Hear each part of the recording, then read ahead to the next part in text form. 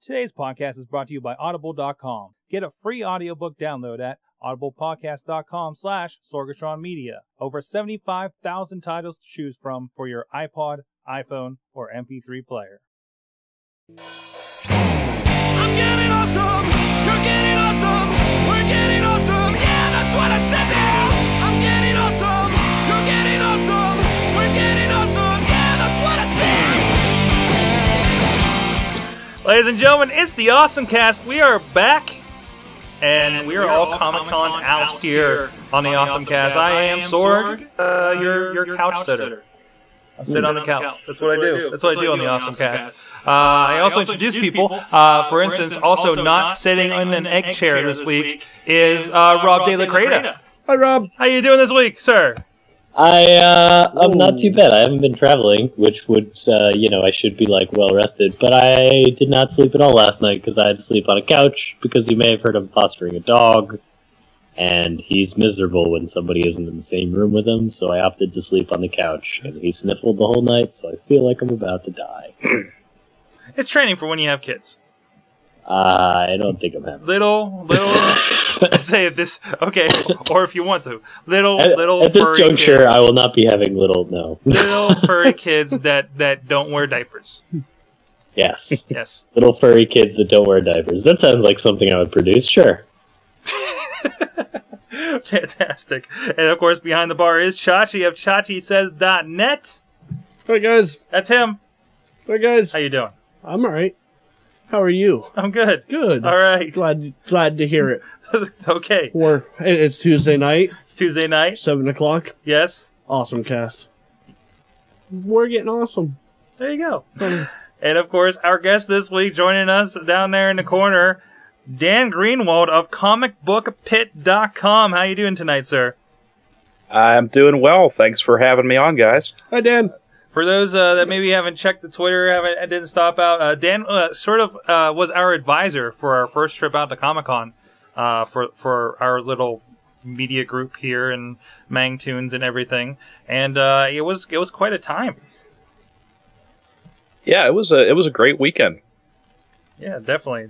I kept my pants on. Yeah, Chachi cuts his pants on. So, tell people about Comic Book Pit and real quick, and what they expect, and sure. Why we got you on the show here. Okay, great. Well, thanks. Comic Book Pit is a bi-weekly comic book news, review, and conversation show. Mm-hmm. It's me and my good friend Scott Headland. We do this. We Skype every couple weeks, and we just talk about the comics that we picked up, what we like, what we don't like, the recent the news that's been hitting the internet in the the previous week, and we've been doing it for about 2 years, and we just do it for the love of the craft. We've both been longtime comic book readers and collectors. Probably since we were in grade school, and we do it just probably for the same reason you guys do your show. Just for the love of the genre, love of the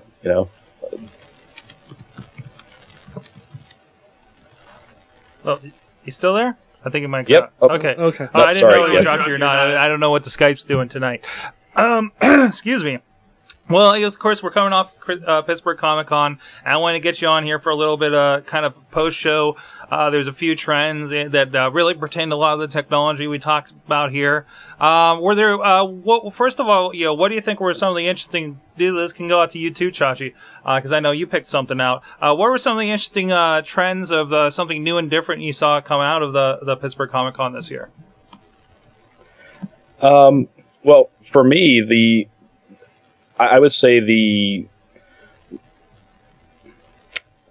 strangest thing that I saw, and not strange, but strange for Comic-Con, is Comic-Con was that there were a lot of self-published authors there, mm-hmm. a lot of literary type people, which you just don't see that often.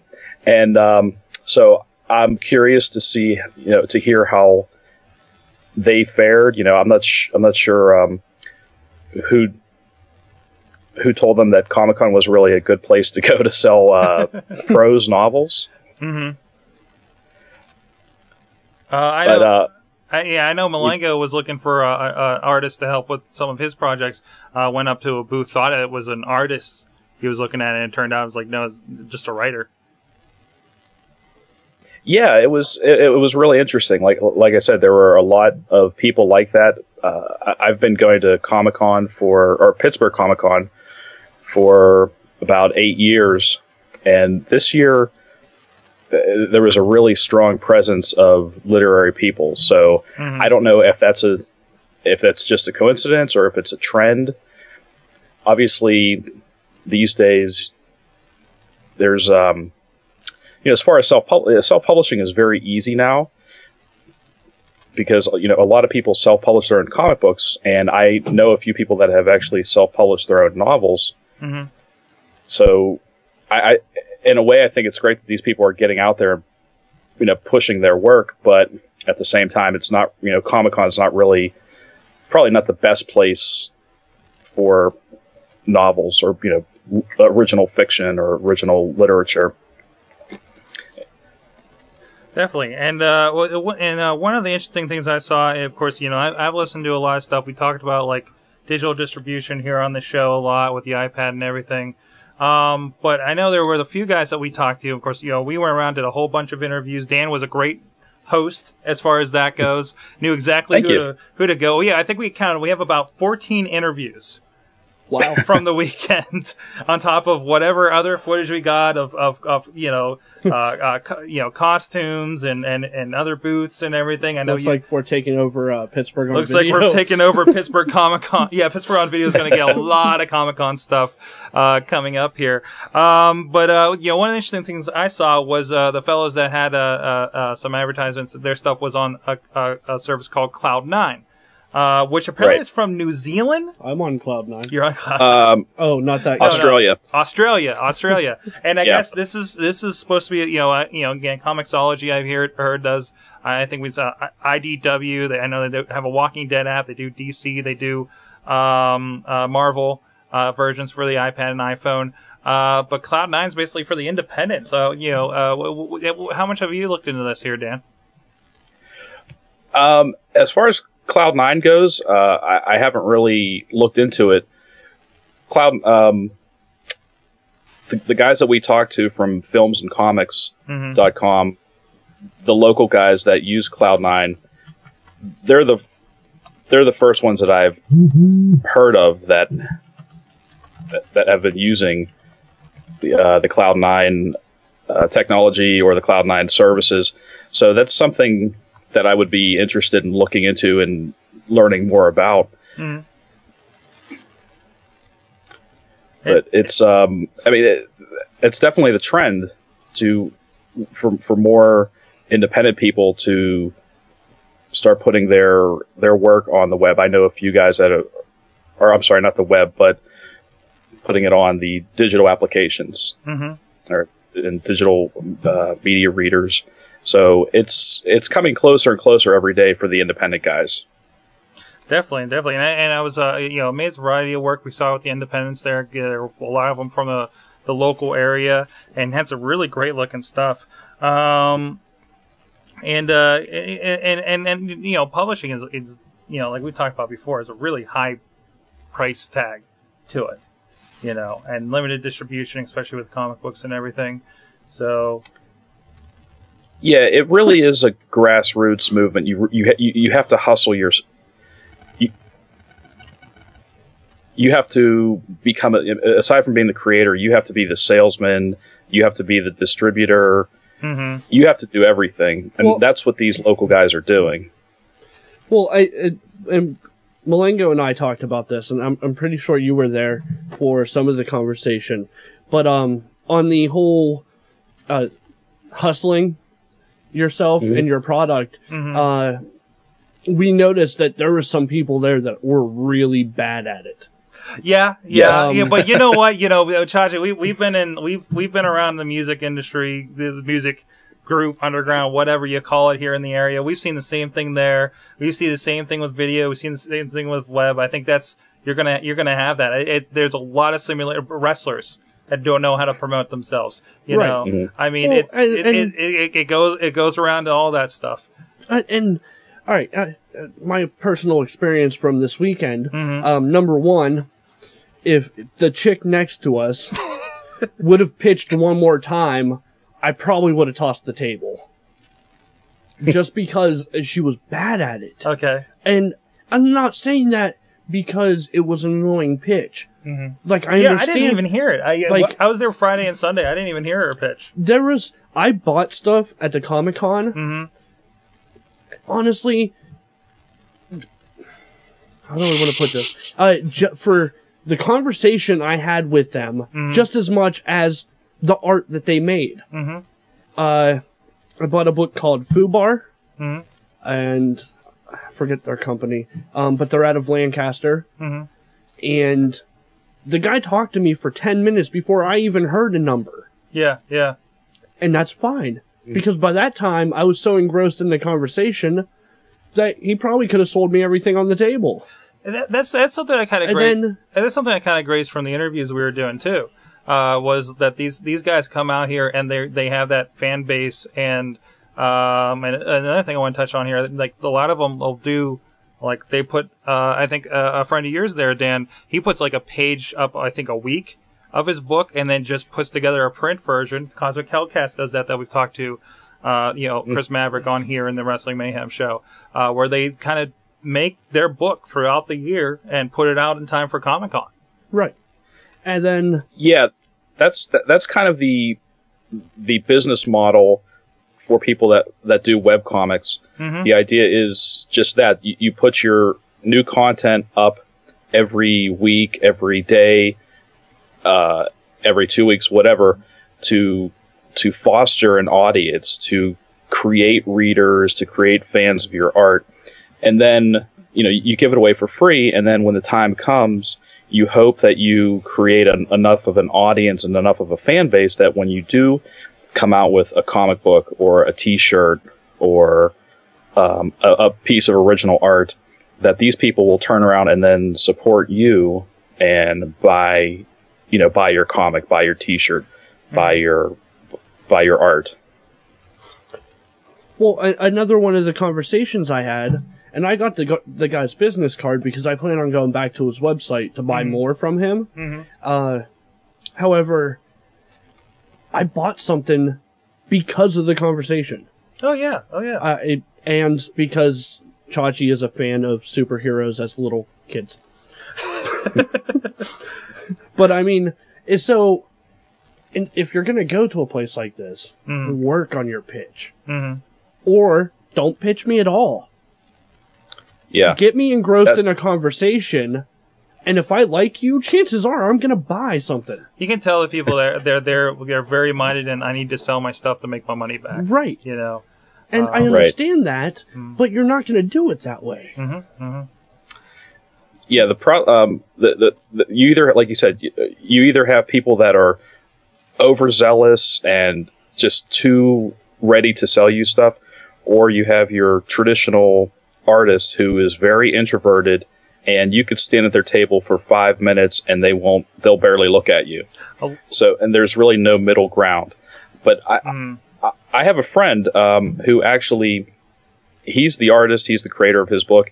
He brings his fiance with him to, anytime he sets up somewhere, and she does all the selling because it's easier for her, because it's almost like she is separate from the art. Right. She's not pushing herself. Yeah. Exactly. She's pushing someone else that she can honestly have an outside opinion on. Most artists, it's so hard to be not critical and be able to push yourself over like that too. Because I mean, most good artists are very self, they're their own worst critic. Yeah. Exactly. So I mean, I've been on that other side of the table because I do some comics of my own, and it's taken me 5 or 6 years to develop a sales pitch that isn't too obnoxious, but but then I don't, at the same time, I'm actually interested in selling them, and I'm not some hermit cave dweller like some of these tortured artists come off as. Mm-hmm. Definitely. Another thing I want to get in a little bit here is the technology we saw. Of course, we ran into our friend Chris Maverick over the Cosmic Hellcats booth, Malengo at Mangtoons.com, and he's got like so many comic strips right now. I would just like to point out that I never actually saw Malengo using technology to draw at the Comic-Con. I did. He did on Sunday. He did on Sunday. Did you get video evidence? I don't think I did. Then it didn't happen. Dan, you saw it. He made me help him carry the Wacom in. And well, yeah, Saturday he used it 15 minutes. He started using it 15 minutes before the show closed. Yes. And then Sunday we realized he was using it as the power went out. So. Yes. So it was not destined for him to use it at the Comic-Con. No, it was not. But the technology we saw, the Wacom tablet seemed to be around. Malengo has the big one that he drug in. We saw Mav had a smaller one that's kind of like probably a little bigger than an iPad, and he had it hooked up to his MacBook, and they had that with another output going out to screen, so people can just walk up to the booth and see what he's drawing right there. And there were several people doing that. There was technology represented on all forms at the Comic-Con, being used for all different things. And we weren't the only podcast being represented there, I noticed. No. There was another one. I didn't get the name of them because, quite frankly, I forgot what it was too. My personal experience, and I picked up footage for Mike to use at a different time and set up a... I haven't seen it yet, I'm afraid. No, it's footage of him drawing. Yeah. And I plan on getting him on the show to talk to him because Malengo pointed it out to me. And it was funny because, we kept leaving the table in shifts because after a while sitting there... Oh, yeah, you have to. But Malengo came back and he said, you need to go shoot this guy. And... With your camera. With the camera. And apparently, and I verified it was true later, but he was working on his art on a slate hooked up to an external monitor. Okay. Which is a Windows... Yeah, it's a Windows-based tablet. Yeah. And so I did. He was at the Quick Draw when I went back to try to get footage of it, and of course he took it with him because who's going to leave a slate laying around? No, as opposed to Malengo's giant Wacom, we could probably catch up to you if you're trying to run off. But I went back, and sure enough, he was sitting there working on a Green Lantern picture. Nice. And it looked like he was using a tablet and a pencil. He was flying around, shading and adding depth to the picture as I sat there and watched him. And unfortunately, after I shut the camera off, I found out that the guy is a talker. I probably should have left the camera running the whole time. Yeah. Because it was a great conversation.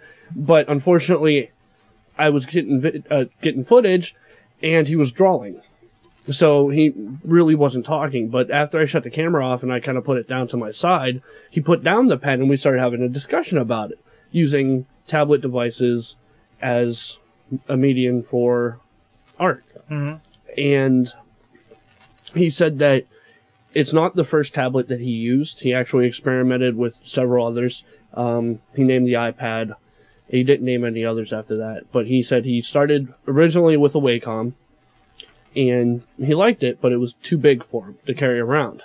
So he wanted something more compact. And he tried the iPad, and he said it worked, but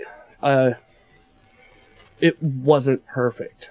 Yeah, I think there's some sensitivity issues when it comes to the iPad. And of course, you have to get a special capacitive pen, I think. Right.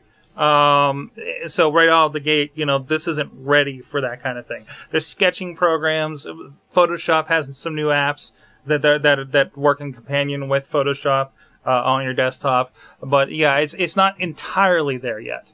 But more so than I know my brother has the that his flippy laptop he had on the show here, Flippy. and I know it wasn't completely supported with all the sensitivities for brushes and everything for Right. Photoshop, but of course something like that it seems like a more so would be. But we were sitting there talking about it, and he said that he had the opportunity to test the slate. And he said an hour after starting using it, he had decided that that was his device. So he spent a week and a half tracking one down, and he admitted to me that he honestly paid more for the one he bought because he had to. He found a guy in Illinois that had one. So he got it shipped in, and it cost him a little bit more, but he said it was worth every penny because the sensitivity is perfect, and he can install whatever programs he wants on it. It feels like the Slate isn't something that's very widely available. It's if you look it up on Amazon, it's currently sold out with no Really? anticipation date. I don't know. Wow. I haven't caught up with that. I don't know if there's just one model or anything. As far as I know, there's just the one. So, real quick, I want to touch on. And now, Dan, you educated me on what mixed media was because I know we talked to one or two artists that were into it, and this kind of like digital way of making art. Can you kind of explain that process here, real quick? Oh, sure. Yeah. Well,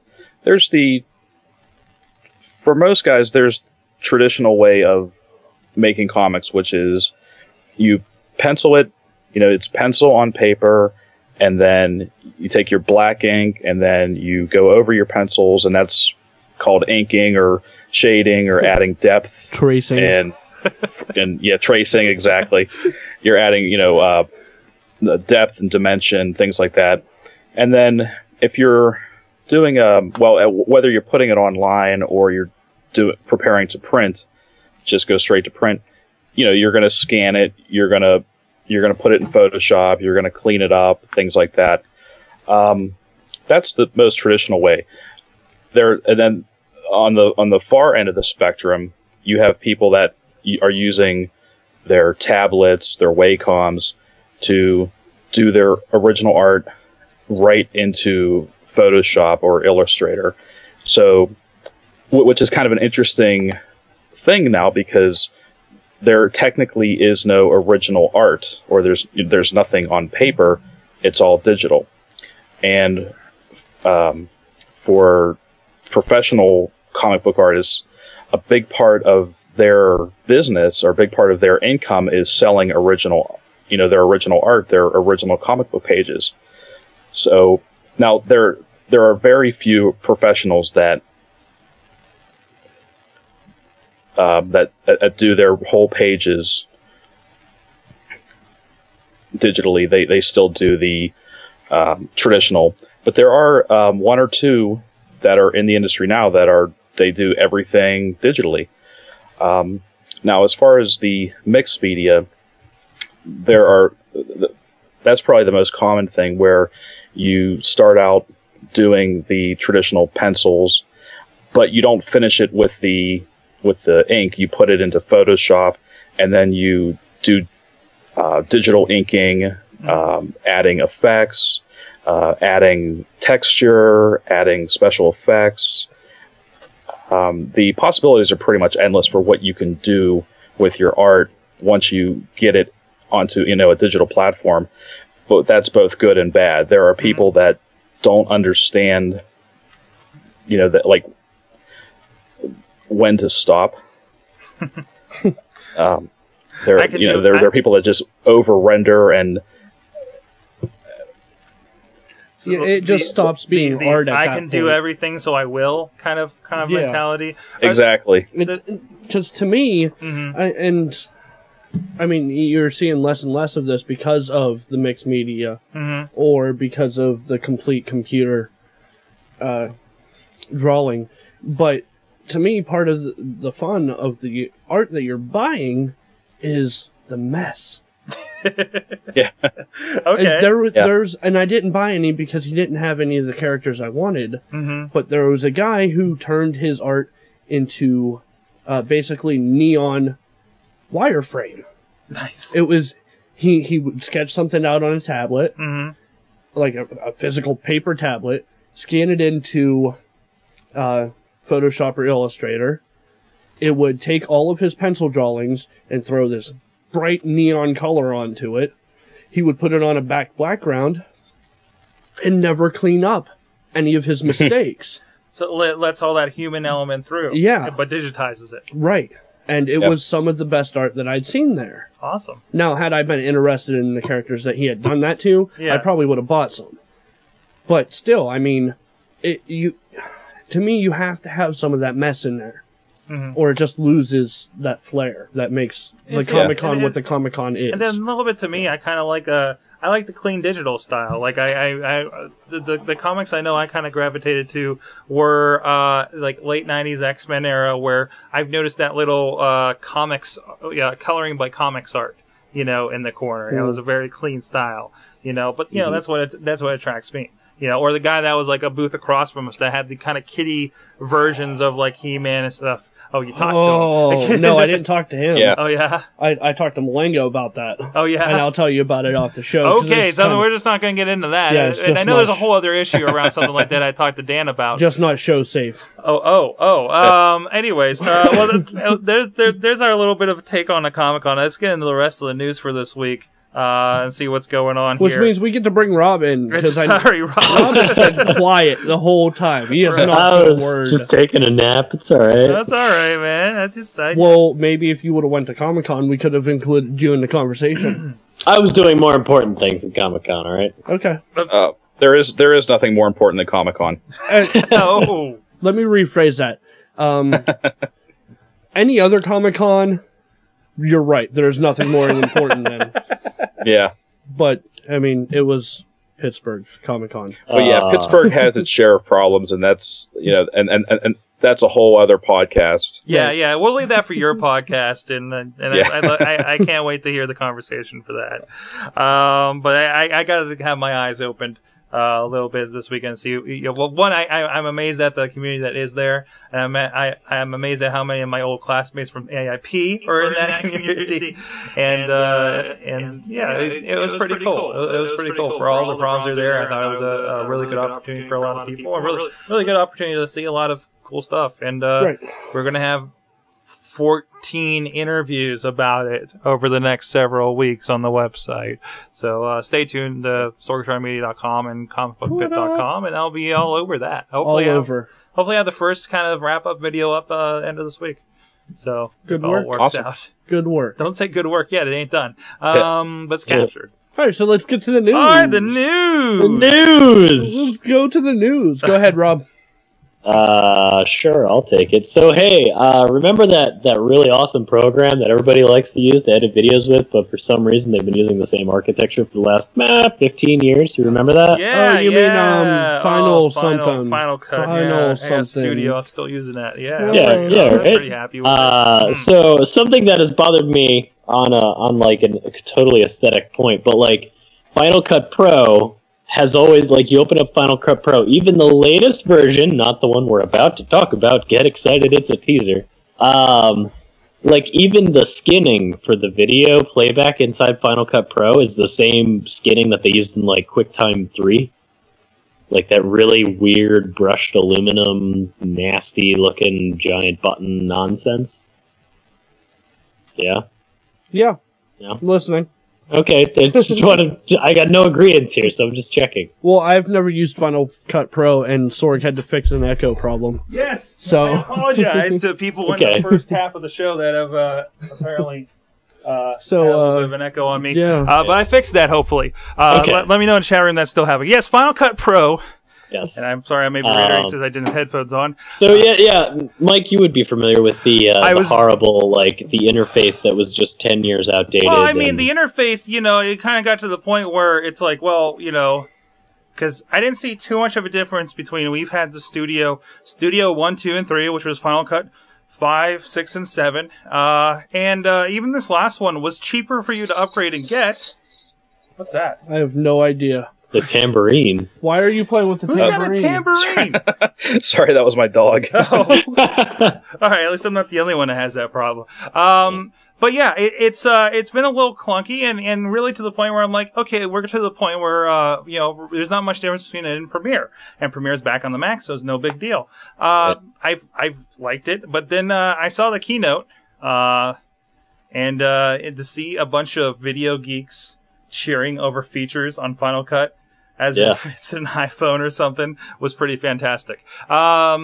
It's damn sexy. It's only $2.99 in the App Store in June, and damn it, I'm going to get it. I'm going to get it, and a lot of people are going to get it, and I think the people at Avid have a reason to be shaking in their boots now. Oh, yeah. It's they built it from the ground up because it hasn't been 64-bit yet. It's been clunky, as far as that goes. I know I've seen, I have the iStat menu.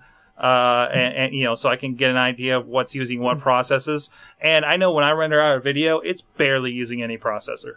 Mm-hmm. Barely. I'm not going to get it. No, because you don't have a Mac. Right. Just throwing that out there. But the features they're bringing in, I'm a little disappointed. Okay, we're not getting a full studio update, so my Motion and my Soundtrack Pro. But really, not yet. This announcement was just for Final Cut, and when asked about the rest of the studio, they said, "Stay tuned." Yeah. Okay. Cool. Yeah, I didn't hear that yet. Which good. So I see them breaking this down and it becoming more accessible for little freelancers like you and me, and the other big point is that this will be available in the App Store as a standalone application for only $300, which is dirt cheap for what you're getting. Yeah, which I didn't realize this. I didn't know you couldn't buy Final Cut. Whoa. Sorry. It's all right. Hold on, I'll be right back. All right. I didn't realize Final Cut you could not buy by itself. Yeah. That you had to go get Express.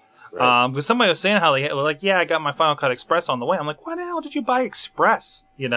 I've sat down with a copy quicker. of it. It's quicker. It's called Express. You don't have to pay $1,000 just to get Final Cut. That's what it is, with a whole bunch of other programs you might not need. Right. Which I can understand that. Color, I could not even wrap my head around color. I'm sorry. It's quicker. What? It's quicker. It's quicker? Yeah. So speaking of quicker, a lot of the cool things that it's doing resolution independent playback. Mm-hmm. It's doing full color management using Color Sync. And it's also, here's the big, huge, important one for those of us who have more than 4 cores. There will be leveraging the Grand Central Dispatch, which means you can use all 8 cores. All of them. Nice. Every bit of them. You can render the crap out of whatever you have. That sounds kind of dirty. It does. Let's see. What else we got? That is true. I don't see, on the i7 iMac we're working on at the one job, I don't see that thing take off until I get into compressor. I don't see those cores filling up until I get into that. So you're going to have people detection, shot detection. It'll do all the cool automatic stuff that you can do in iMovie. Automatic non-destructive color balance. Automatic audio cleanup. Well, that sounds a little too good to be true. No, let's step back from it. Now, people detection, shot detection. This was interesting because we've had like iPhoto has the face recognition, and Picasa I think does it a little bit too. This is kind of like that. It feels, and I haven't played enough with iMovie to see what it does in this respect. But it'll actually, when I capture footage, you do a single shot of somebody, and then you do the 2 shot of people. It will actually detect that there's 2 people in the shot, whether it's a wide shot, close shot, and it'll divide up all the shots in that piece of footage and organize it for you in your library. Yep. So and they're doing a lot more with trying to keep your audio and your video together if you've ever accidentally knocked a piece of audio out of sync. I did it today. Yeah. This ridiculous 5-minute video I was working on. Actually, about 8 sections of 5-minute videos that I'm working on.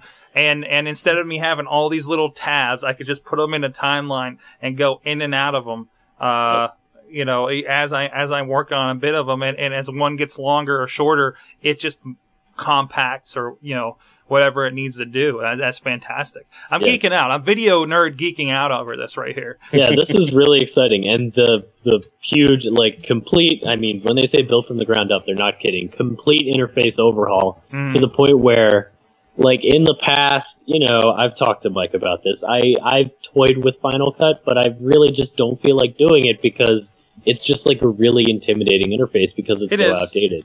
It is. The only reason I think I slid right into it because I was working on Premiere Pro 1.5 at the time.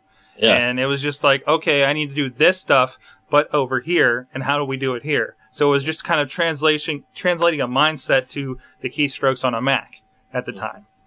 But yeah, this is fantastic, and utilizing that app store, I wonder what it's going to mean for licensing. Am I going to be able to buy a copy, plug in my ID, and stick it on, my iMac and my laptop? What does that mean for business licensing? Like at the job I'm leaving, we have 4 or 5 copies of Studio and one still version behind because it's an older computer. Are we just going to log in under the company's ID and we have a copy, or is there? Or is it going to be like, did they have Snow Leopard? There's a family pack with 5 licenses, but it really didn't matter because they don't detect how many licenses you use. What? Snow Leopards come in a pack. Wow. Hey, no, that's a good one. Never thought of that one. It's just Apple wrapping everything up. There you go. Way to go, Steve. Well, you got Lions out next. Ooh. Yes. So it's going to be a Pride. You can buy a Pride. They should call their family pack a Pride. That'd be fantastic. You can buy a Pride of Lion for all the Macs in your house. Exactly. But, but pretty exciting. Yeah. I'm pumped, and it'll be out in June for $300. Yeah. Yes. And and the other thing, and this is the big one more thing pop of the keynote, I thought. No more render bars. Which is funny, because I was at work waiting on a rather long render bar as I was watching the keynote. So, background rendering, so you won't actually have to do something, hit a button, wait for it before you can move on. Yep. So, that's pretty fantastic. Well, you know what you're not going to be shooting footage for Final Cut on? What's that? The flip cam. Oh, jeez, look at that. Yeah. Apparently Cisco has axed the entire flip cam division. I think they laid everybody off, and they were just doing a whole bunch of marketing, like with the Super Bowl and everything. It's gone. Bye-bye. The number 1 cam in the industry, which I don't think was doing that bad. No. Is gone. It was taking quite a hit. I know numbers came out recently unrelated to video camera, but obviously the new nicer cameras that you're seeing in the iPod Touch and the iPhone, as well as everybody, as we've discussed, the Android line of phones has become the replacement for the feature phone. So even people who don't want quote unquote smartphones have them now. They've got a nice camera and they're using the heck out of them, and there's no reason for you to drop the other, $200 to $500 on a flip cam or whatever. Yeah.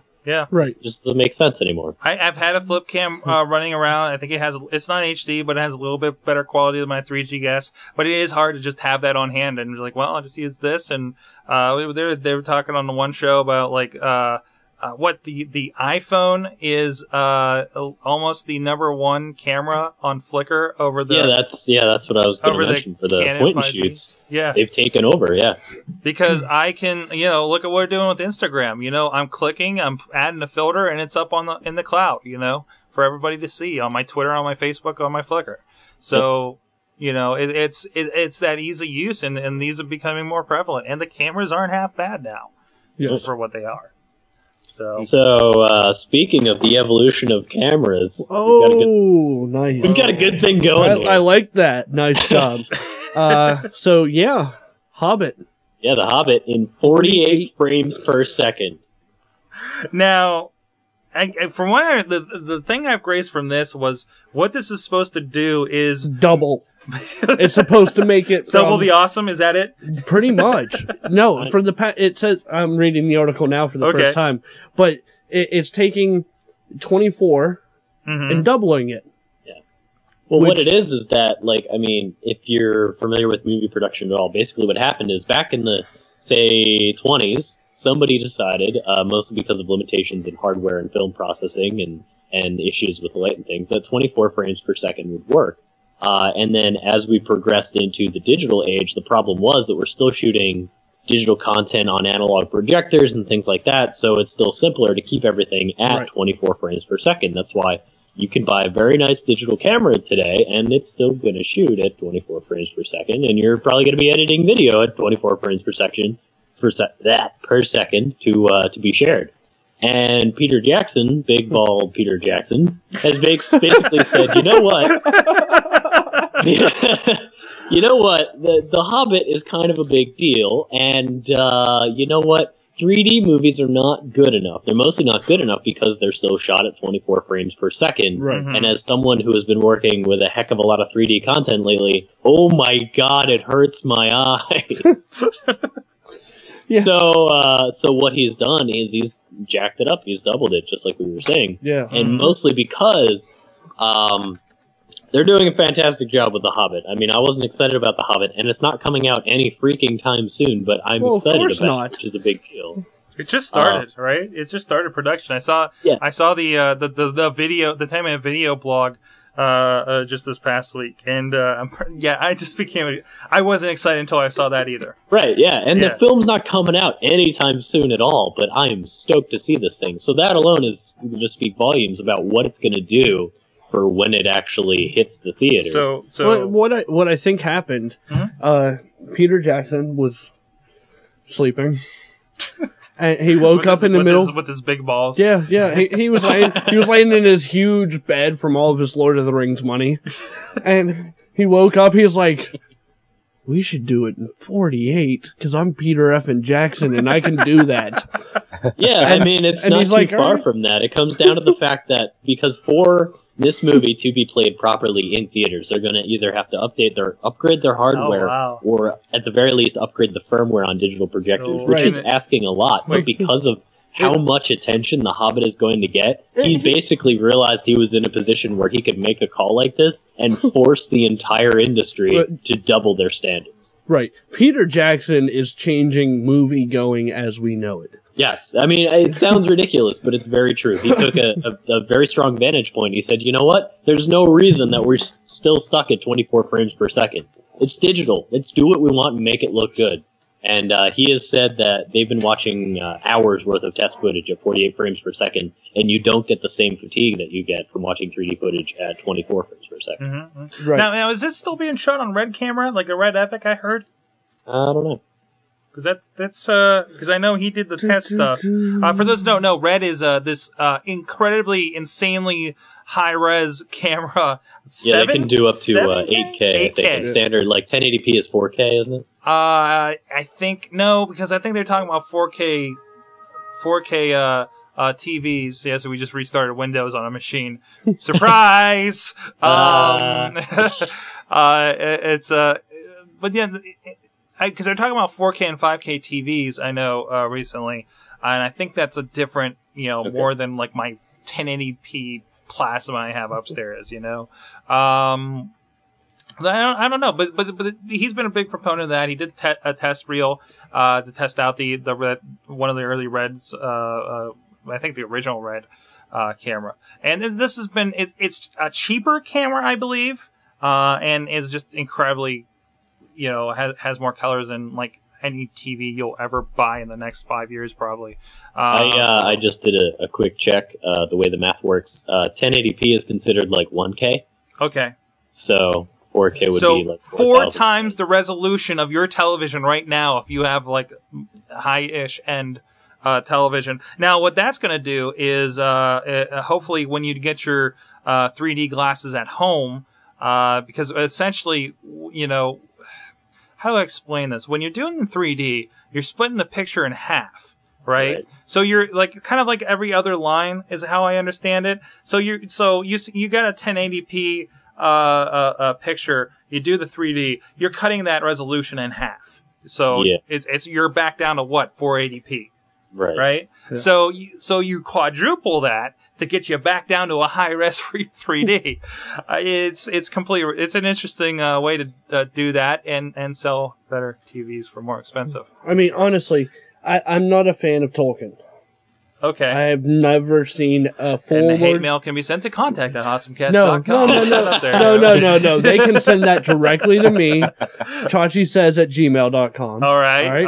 That floodgate has been opened. Right. I'll take the flame for that. But, yeah, I'm just not a big fan. The Rings movies just weren't... They didn't do it for you. Yeah, all right. They didn't do it for me, right. so I've never seen the whole one. Okay. A whole Rings movie. I get it. They're all walking through the woods. Right. And... but because... Walk. Peter Jackson has decided to basically change what we know about the movie industry. I'll go see The Hobbit. Yeah. And if you get into the link, we see it in 3D to see if it's any better because it's 48. probably. Yeah. Okay. Well, I mean, I don't know. It can't. It's not like a Tron, Yeah. which is a movie I thought needed to be in 3D. Okay. Okay. Um, I got it on Netflix. I want to see how it comes off in 2D in comparison. right. In 3D, I thought it was good. But yeah, I mean, if I have to, I'll see Hobbit in 3D. But even at the link, and I'll try to get this in the chat room.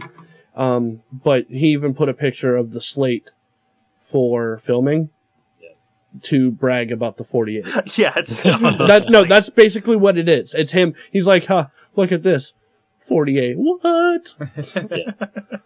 Fantastic. Fantastic. So, Well, you know, while Peter Jackson is creating new jobs, thank you as I was the stumbling. on it. iPad is taking away American jobs. They took our jobs. I've been waiting all day to do that. Go ahead. Yeah, well, no, that's all I wanted to do. Oh. Jesse Jackson Jr. of Illinois is he in the Senate? Is it? Hold on. What? Hold on, I have to stop the track for a second here. Oh, Both of you and Chachi, there is no S in Illinois. Hey, you know what? Look, you know, this is the same guy. This is the same guy that, along with Blango, says drawling. So Yeah, I just don't care. you don't draw anything. English, I cannot speak it. Okay, that's why we have you on podcast. Yeah. Okay. From Illinois, the congressional district of Illinois. Well, there's this video going around that makes him look like an absolute lunatic to us technology types, apparently. But he's going around saying that okay, we have the iPads and we're buying our books online, and that's cool, but the iPad's made in China, and only Steve Jobs is the only guy that in America making money off of it, and we're going to be losing jobs for librarians and bookmakers and I don't know, the loggers for the paper. So this is the same guy that a few weeks ago had a speech about how the iPad was the greatest thing, and the government should buy every kid in America one.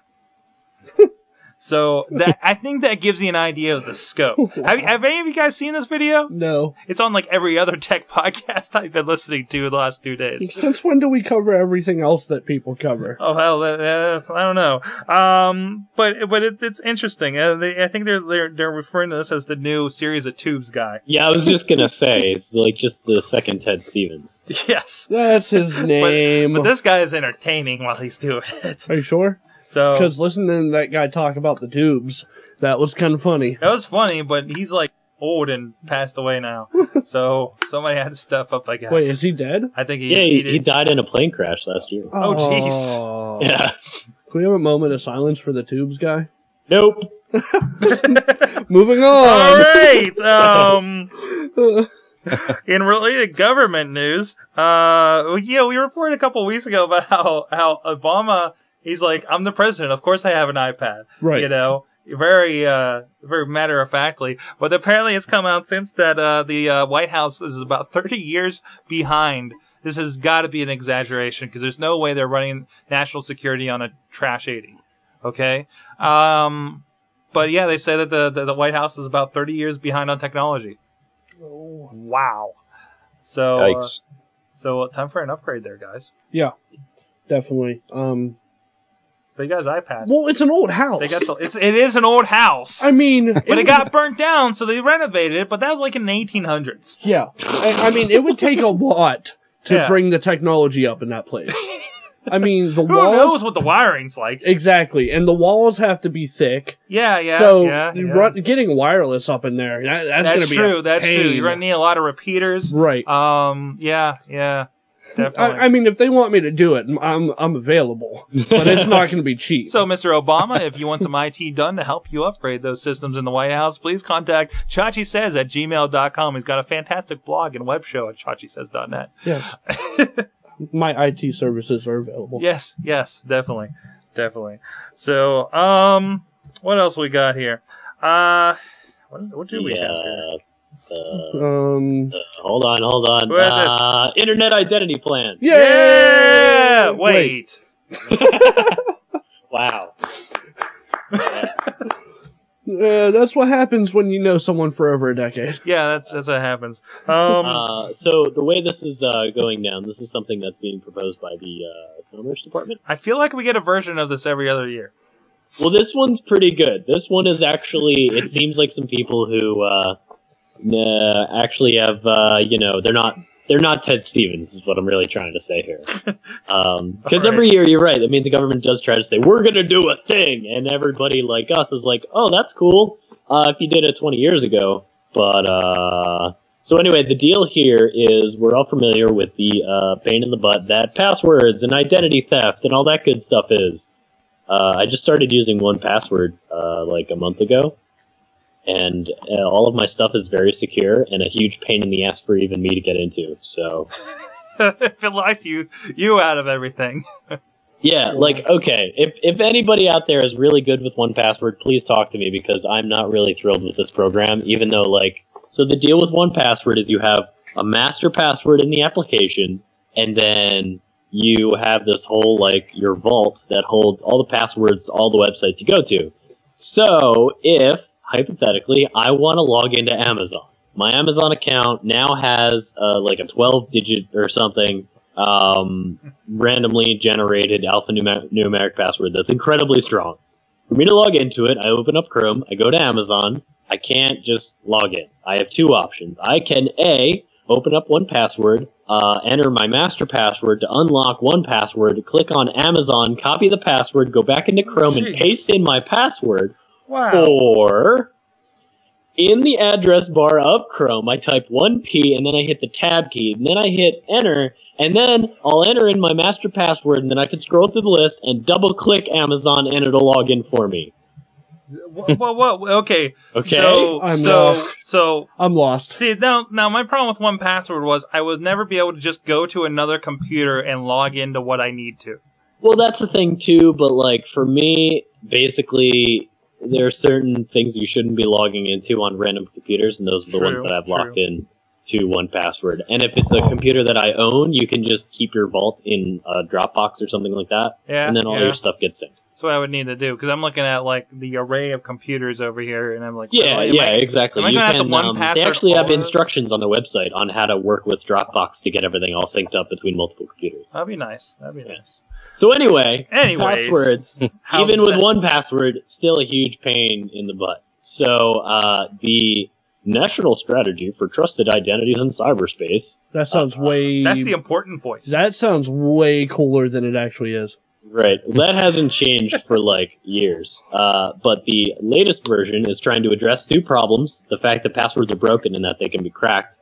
And the fact that it's pretty impossible for you to prove who you are on the internet these days. I mean, like, you can try really hard, but they still get to a point where, like, if you really need to prove who you are, you're, like, faxing a birth certificate, and it just doesn't fly. Yeah, that doesn't sound cool. Yeah, so the new program, which will be coordinated by the National Institute of Standards and Technology, which are good people, and the part of the Commerce Department that has set those national standards, they'll be working on this new way to manage it, which basically involves identity tokens, which you would get from entities such as universities and banks. So places that you've already really gone through a whole lot of trouble to prove who you are, instead of entering a password, you would have like a token. So the example that they give is Jane Smith could get digital credentials from her cell phone provider and another one from her university and use either one of them to log into her bank, email, or social networking or whatever. So basically, once you make that link with your credentials, and you have those credentials, whatever they may be, they haven't quite figured this one out. Whether it's software-based or hardware-based is yet to be seen. And let's face it, everything is crackable. But the idea is that you go through a lot of trouble to prove who you are to one person, and then you use that token to get access to all of your other stuff online. Oh. Yeah, it's simple, right? Kind of like an arcade? Tokens. My grandma's never going to be able to get this. No, not at all. No. But it's moving pretty quick. They're hope to be funding a pilot project by 2012. Which means it's going to fail. Right, and regular internet users won't see it for 3 to 5 years, so by then we'll thought of something much better that probably involves smearing blood on your screen. Moving on. All right. Well, diabetics aren't going to be the only ones that have to prick their fingers now. You said prick. I did. I meant as poke. Of course. So, get your mind out of the gutter, Rob. And Sorg's looking at his phone. What? No, hi. What's going on? I just flipped to a random thing. So okay. Adobe has announced 3 new apps for the iPad. Yes. That can supplement Photoshop CS5. This kind of went along, and I mentioned it earlier, this kind of went along with the subscription plans that we touched on last week. And Rob, if you want to chime in on that a little bit. He's not allowed. He's not allowed? Yeah. No, I'm kidding. Prick. I just figured we started with him being quiet. We can end with him being quiet. Oh, wow. Okay. No, I'm kidding. Go ahead. Jeez. Hurry up.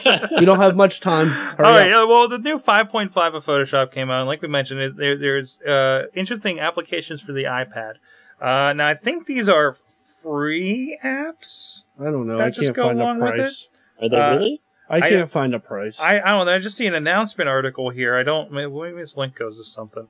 Photoshop.com. That just takes you to the Photoshop.com sites. There's no mention of a price. Oh, there's a notify me, so they're not opened up just yet. There's an easel for Photoshop CS5. There's now I gotta wait for it to load again. Oh no! There's a Adobe Nav. That actually could be kind of nice, that all your tools for Adobe are right there on the iPad. Yeah, basically what it's doing is it's taking, you can do a lot with Photoshop, but it takes a lot of keyboard commands or shortcuts or whatever. And if you have a Wacom, you have extra keys and it works out better. But what this is doing is taking things like Adobe Color Lava is one of them, which basically gives you a palette, like a paint palette, where you can smudge colors together to create a new color, and it's just available in your Photoshop color tab. That's pretty cool. That's pretty cool. Yeah. And the easel is apparently a painting app, like fingerprinting. I like like finger painting. And the Adobe Nav, like you said, is for basically creating a much larger toolkit, so it's much easier for you to swap between your most used tools and things like that. That's pretty cool. Yeah, I'm pretty into this. If it's free, which I'd be really surprised. I mean, they could very easily charge $20 a piece for this. But they're already trying to get you upgraded to 5.5 to get that little bit extra money, and I think these are just extensions of that. At this point. Well, until they tell us, we don't know. Yeah. Actually, it does. It says right here. Nav is a tool for Photoshop CS5. Yes. And that's the only one it says anything about. So, who knows? But hey, if you want to upgrade to that, that's pretty easy with these subscription plans they got coming up. It looks like. So, which is another, like we were talking with Final Cut, it's just becoming more accessible for, you and me, So you and I. I've got big news, guys. What's that, Rob? I ordered pillows on the internet the other day, and I just got my shipping notification. Nice. What kind of pillows? Just regular pillows or cool pillows? There's actually a story here. So, you ordering pillows just became news on the show. Wow. This is news. This is Rob becoming an adult. Okay. He's got a dog that he sleeps with, and wait, on the couch. So, it just started raining really hard here. I don't know if you can hear that. Yeah, we can a little bit. Wow. That's different than the static we've been getting. Yes. So I mean, most people, you buy your pillow at Kmart, Walmart, Target, Kohl's, whatever, and you don't really care about your pillow. You spend a couple bucks, Big Lots, turns around, and you buy a new one, right? Yeah. You never really fall in love with a pillow. You always have your minor complaints about pillows. Well, that's because they haven't released a perfect pillow yet. You're very opinionated about. Au contraire. Did you find the perfect pillow? I found the perfect pillow. So what happened was, when I was in Toronto, I stayed at a Sheraton. Lies. And I slept on the most amazing pillow I've put my head upon in my life. And so I took as a geek does, I took a picture of the tag on the pillow. Is it a pillow pet? No. Okay. And then I went home and I looked it up. And the funny thing is about this company, when you look up these pillows, like you go to the website, it's Sobel Westex, SOBELWESTEX. You go to SobelWestex.com. Email me the link so I can order these pillows. All right. But you go to their website, it's like, for hotels and whatever. And then there's a buy online link and you can buy stuff. But if you just Google them, you'll find like all these different websites of people who basically went to a hotel, slept on the best pillow of their life, and went online and ordered the pillows. Now, how many did you order? I ordered 2 pillows, even though, because I'm usually a 2-pillow guy. Did it only take one? At the hotel? It only took one. Yeah. Wow. Yeah, it only took Well, one. it was an important question. Oh, yeah, absolutely. A lot of people are 2-pillow people. Yes. Yeah. But if it's the greatest pillow in the world, then technically it should only take one. Should only take one. And, you can spend a lot of money on like a Tempur-Pedic pillow. Those are like $80 a piece. And they don't These guys work. are $25 a piece. Man, I'm going to have to shell out a couple $100 and just buy a bunch of these pillows. Yeah. Yeah. I mean, like, I bought 2 just because. But I was so happy with this pillow. I'm so excited about the shipping information. You have no idea. Wow. Well, Yeah. It's that time. It's a time? It's that time. It's that time. Well, yeah, we're actually late because of what you said earlier. Oh, we've been doing better than before, though. I know. Much better, yeah. Yes. So, well, on that note, first, Dan, thanks for joining us this week. Yes, thank you. Oh, thanks for having me. I really appreciate it. You guys have been great. Thanks. And of course, tell us, of course, comicbookpit.com. Where else can people check out, what's going on with you? Is your comic online anywhere? Yeah, I have 2 comics. One called The Blue Wraith, which is at bluewraith.com.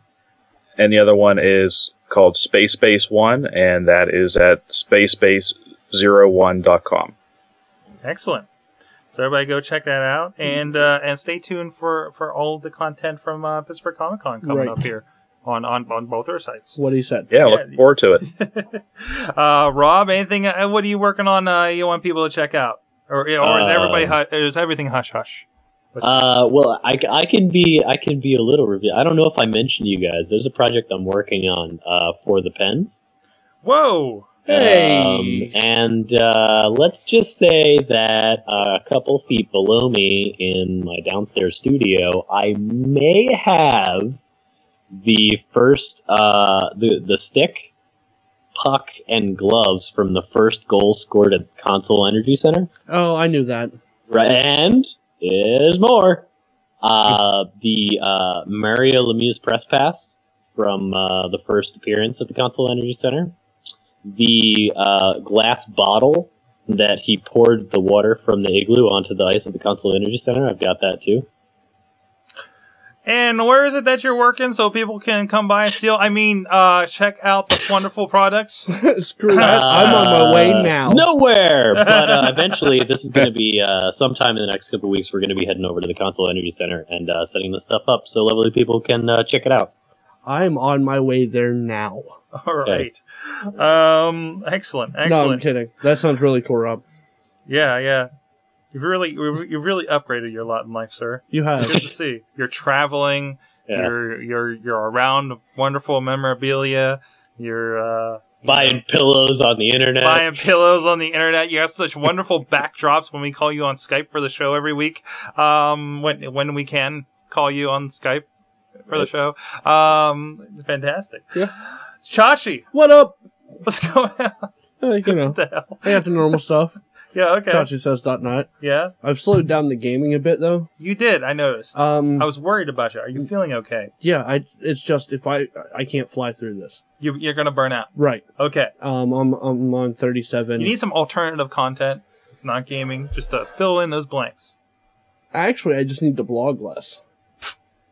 Okay. That's the part that's draining me. I can play video games. Okay. It's just that being on a schedule, like I was, it was just getting to me. Yeah, that's like, my. it was more of I have to do this. Yeah. Not I'm going to go ahead and do this. It's a lot easier. So I'm just taking it slower. Yeah. So Excellent. yeah. Excellent. But other than that, I'm awesome. Yes. So, what do you got going on? oh God, what don't I got going Exactly. on? Big changes. I'm hoping I can announce some projects being released by the end of the month here. If the next 2 weeks don't kill me first. Right. So there's that going on. And some other really cool projects. Hey, Baristas just finished their first season. That three of us here had a hand in some fashion. Yeah. So go check that out. This is the perfect time. I always enjoyed, like, especially with web series like The Guild. I always watch The Guild like when it gets on Netflix and I can watch it straight through. Right. You know. So go sit with your Roku box or whatever and get on Blip TV. Go to thebaristas.com and just watch the 11 episodes. I think it may be just like an hour and a half of content, and it's just like sitting down watching a little movie, and it's pretty cool. You know? Yeah. Yeah. I'm scared for the future of baristas. Yeah, oh yeah, did you see that last episode? I did. Yeah, and there's some really interesting stuff coming up that I'm hearing rumblings about. I'm scared. That hopefully will be there might be a little bit of content between seasons here. So stay tuned for that. And check out everything else, sorgatronmedia.com. And all the cool stuff will come out there. According to Chillo, we might not make it till next episode. On April 22nd at 8:11 p.m. Oh, wait, is that from the movie? Yeah. Oh, shit. Skynet is going live in 2 days. Oh, great. So... Should we have a holiday for that or something? I kind of hope they do, because that way I can get out of my student loans. Hey, Yes. yeah. Yeah, I can share that. So, you want to tell the folks how we can contact them? Hit us up. Contact at awesomecast.com, or you can hit us on the handy dandy phone number at 724-25-ACAST. 724-252-2278. ACAST. On your phone dealy thingy. Yeah. Right here. So for Chachi, Dan, and Rob, thank you to our awesome chat room. It's been rolling all night. You've been our awesome audience. Have an awesome week.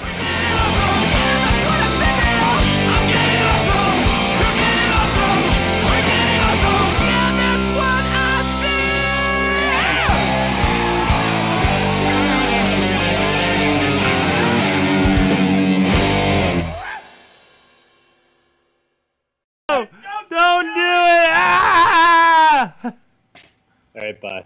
That's messed up. No, it was awesome. Later. That's going after the show.